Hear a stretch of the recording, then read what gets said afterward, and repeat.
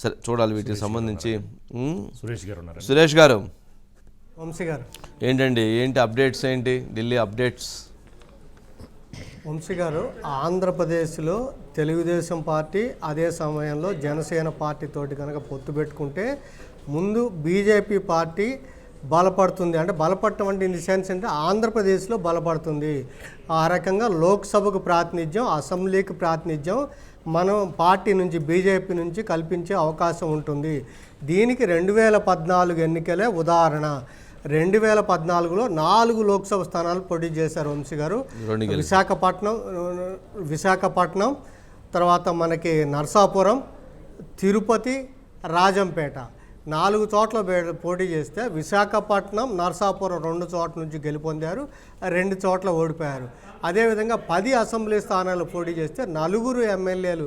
అంతకుముందు ఎన్డీఏ పక్కన పెడదాం, మోడీ గారు వచ్చిన దాకా తీసుకుంటే అసెంబ్లీలో 10 స్థానాలు పోటీ చేస్తే 4 అసెంబ్లీ స్థానాలు విజయం సాధించారు, ఎమ్మెల్యేలు అయ్యారు, 2 మంత్రులు అయ్యారు, ఆ రకంగా ప్రాతినిధ్యం కల్పించారు. తర్వాత 2019లో విడిగా పోటీ చేస్తే ఈవెన్ నోటా కంటే కూడా తక్కువ ఓట్లు వచ్చే వంశీ గారు. నోటాకి 4 లక్షల పైగా ఓట్లు వస్తే 173 స్థానాల్లో పోటీ చేస్తే బీజేపీకి 2,13,000, దాదాపు 0.8384% మాత్రమే ఓట్లు వచ్చాయి.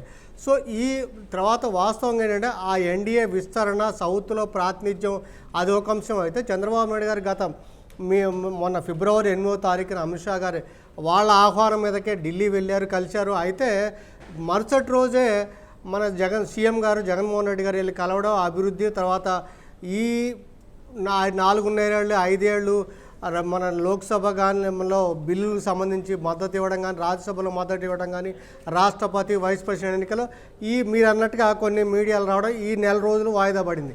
కానీ ఆ ప్రాధాన్యతను, ఆ ఇంపార్టెన్స్ని గుర్తించిన తర్వాత మనం ఇక్కడ పాదుకొనాలి ఆంధ్రప్రదేశ్లో అంటే ఈ రెండిట్ల కూటమిలు అవసరం కాబట్టి ఎన్డీఏ విస్తరణ కూడా ఇది అవసరం అని చెప్పని మళ్ళీ ఆహ్వానించడం, ఆ రకంగానే ఇప్పుడు ఢిల్లీకి చేరడం. ఆల్రెడీ చంద్రబాబు నాయుడు గారు చేరారు, తర్వాత మన పవన్ కళ్యాణ్ గారు నైట్ చేరతారు. తర్వాత ఆ రకంగా చేరినప్పుడు సీట్ల పరంగా చూసుకుంటే మీరు చెప్పినట్టే వంశీ గారు ఏంటంటే 4 ఎంపీ సీట్లు ఆల్రెడీ అప్పుడే 2014లో అడిగారు కాబట్టి సీట్లు ఒకటి ఆ సీట్ కావచ్చు, ఈ సీటు కావచ్చు, కానీ మొత్తం మీద తెలుగుదేశం కానీ జనసేన కూడా 4 సీట్లకు అటు ఇటుగానే లోక్సభ వరకు అంగీకరించే అవకాశం ఉంది. అదేవిధంగా అసెంబ్లీ మాత్రం ఈసారి 10 కంటే తక్కువగా ఇచ్చే అవకాశం ఉంది కాబట్టి ఆ రకంగానే సీట్లు అంటే 7-8కి అట్లనే పరిమితం కావచ్చు. బీజేపీ అసెంబ్లీ పరంగా చూసుకుంటే అలా చేసే అవకాశం ఉంది వంశీ గారు. అంటే గతంలో 4 ఎంపీ స్థానాలు ఇస్తే 2 ఎంపీ స్థానాలు గెలిచారు, 10 ఎమ్మెల్యే స్థానాలు ఇస్తే 4 ఎమ్మెల్యే స్థానాలు గెలిచారు. అంటే ఆ గెలిచినటువంటి స్థానాలు మొత్తం కలిపి 6, ఇప్పుడు 10గా కలిపిస్తే మొత్తం సెటరేట్ అయిపోతుందని ఆలోచన, అంతే కదా?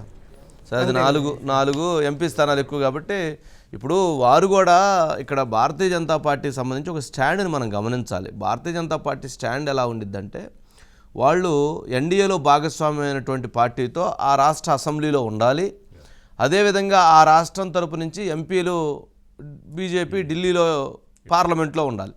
ఈ 2 ఉండటం ద్వారా ఆ రాష్ట్రంలో మేము భాగస్వామ్యం ఉన్నాము అని చెప్పడానికి ఒకటి బలంగా ఉండేటువంటి అంశం. రెండోది, వారు చెప్తున్నటువంటిది 378 పార్లమెంటు స్థానాలు లేక 400 స్థానాలు మేము ఎన్డీఏ కూటమి సాధిస్తుంది అంటున్నారు. ఇదే ఇంపార్టెంట్ పాయింట్. ఎన్డీఏ కూటమి 400 స్థానాల పైన సాధిస్తుందంటే తెలుగుదేశం పార్టీ, జనసేన పార్టీ సాధించినటువంటి సీట్లు కూడా వాళ్ళయ్యే, బీజేపీ సాధించిన వాళ్ళయ్యే, తెలుగుదేశం సాధించిన వాళ్ళయ్యే, జనసేన సాధించిన వాళ్ళయ్యే. అందుకని ముగ్గురి కూడా ఆ ఎన్డీఏ కూటమిలో ఉంటాయి. కావున దాన్ని దృష్టిలో పెట్టుకొని వారు చెప్పేటువంటి సారాంశం, వాళ్ళు రేపు సీట్లు సంబంధించినటువంటి చర్చలో కూడా ఇది ఎక్కువగా ఎక్సర్సైజ్ జరిగేటువంటి పరిణామాలు ఉంటాయి.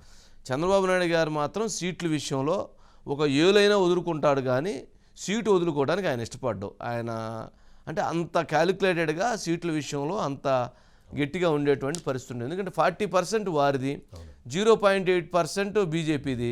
బీజేపీ అడిగింది కదా అని సీట్లు ఇచ్చేస్తే 0.8% ఓట్లు 40% కన్వర్ట్ అవ్వటం ఈజీ, కన్వర్ట్ అవ్వకపోయినా ఇబ్బంది లేదు.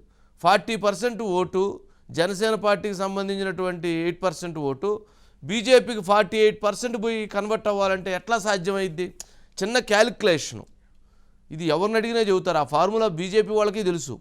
ఇంతకుముందు ఎన్ని వచ్చినాయి అయ్యా వీర్రాజు గారు, మీరు ఇన్ని సీట్లు అడుగుతున్నారని అంటే ఇందాక సురేష్ గారు చెప్పినట్టు 100 కంటే తక్కువ ఓట్లు వచ్చినాయండి అని చెబితే బాగుండదు కదా. అందుకని వారు కూడా చాలా జాగ్రత్తగానే సూక్ష్మంగానే వెళ్తారని అనుకుంటున్నాం. సరే చూడాలి. చాలామంది అయితే పొత్తుద్దండి బాబు అని చెప్పాను అనేవాళ్ళు కూడా ఎక్కువ మంది ఉన్నారు. కానీ పొత్తు ధర్మం వలన ఏంటంటే భవిష్యత్తులో రాష్ట్రానికి బాగుంటుంది. సరే ఈ రాష్ట్రంలో జరుగుతున్న అనేక పరిణామాలకు సంబంధించినటువంటి నేపథ్యం అది కాబట్టి అందుకోసం ముందుకు వెళ్తున్నారని అనుకుందాం. సరే ఇది ఓవరాల్గా. నెక్స్ట్ అండి ఎన్ని సీట్లు అది చెప్పేసి అది కూడా సీట్లు ఇవ్వాలి ఫైనల్ అది కూడా చెప్పేసి నెక్స్ట్